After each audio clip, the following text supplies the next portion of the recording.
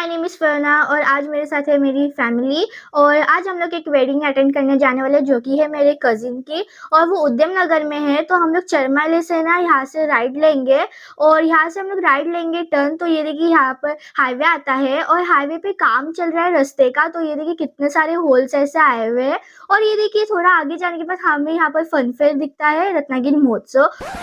और ये जो फन फेयर हो इस बनाई खोल के कंपाउंड में रखा हुआ है और हमें यहाँ से लेफ्ट लेना है। और ये देखिए कितना बड़ा जाइंट व्हील है और ये देखिए थोड़ा और आगे जाने के बाद हमें यहाँ से एंट्रेंस मिलेगी और ये नाइक हॉल के लिए भी एंट्रेंस है और यहाँ से ही आप महोत्सव में भी जा सकते हैं।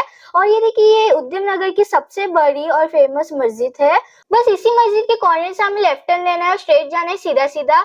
फ्रेंड्स आप लोग देख ही सकते हैं इस मस्जिद का जो मेन एंट्रेंस है वो यहाँ से ही है और यहाँ पर है ना मदरसा भी है छोटे बच्चों का। ओ नो फ्रेंड्स ये देखो यहाँ पर है ना लोग खाना खा के वापस जा रहे। इसी टेंशन की वजह से मम्मा जंप करी गाड़ी पे से और लाई को खींचते हुए लेके गई सीट पकड़ने के लिए। लेकिन जब डैड गाड़ी पार्क कर रहे थे तभी मुझे एक मरा हुआ आउल मिला। मुझे तो उसे देख के रोना आ रहा था।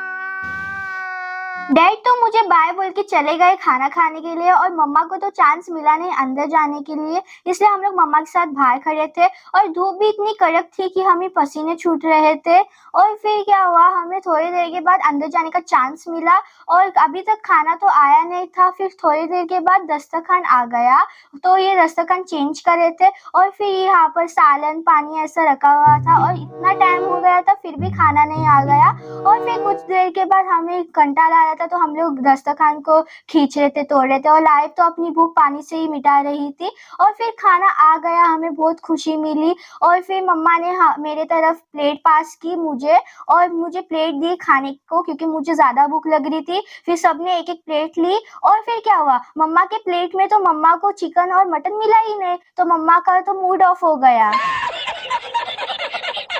अरे रे रे रे, मेरे प्लेट में तो पूरा मटन ही मटन था। मैं तो मटन खाती नहीं हूँ इसलिए मैंने अपना मटन मम्मा के साथ शेयर की और मम्मा बहुत खुश हुई। मैं नहीं मानता। हम लोग जब खाना खा के वापस आए तब हम लोग ने देखा हमारी गाड़ी पे एक दादी बेटे बेटे सो रही थी और लारिफ की भी मस्ती देखो चालू हो गई और वो डांस कर रही थी कोई तो गाने पे और वो इतना डांस कर रही थी कि वो पागल ही हो गई थी अपनी दुनिया में और वहां से यहाँ पर खुदियां मार रही थी और घूमते बैठी रही थी और अपनी मस्ती में खोई हुई थी और मुझे चिढ़ा के भी दिखाई थी।